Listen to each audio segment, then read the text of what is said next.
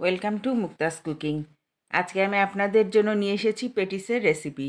আসুন তাহলে পুরো প্রণালীটি দেখে নিই। এখানে আমি ডালডা নিয়েছি 1 tablespoon, 1 cup chopped onion fry করে নেব।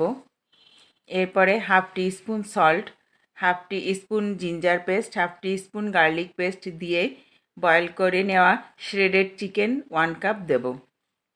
Black pepper 1 teaspoon, salt half teaspoon দিয়ে ফ্রাই করে নিয়ে half cup milk, 1 tablespoon flour mixed করে আমি চিকেনটা কুক করে নেব।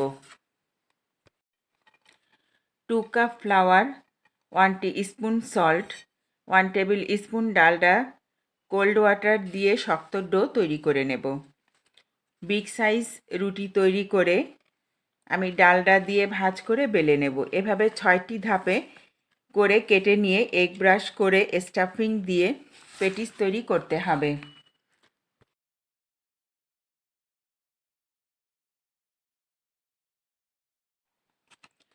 তৈরি করা পেটিসের উপরে এগ ব্রাশ করে সেসিমি সিডস দেব 250 ডিগ্রি সেলসিয়াসে।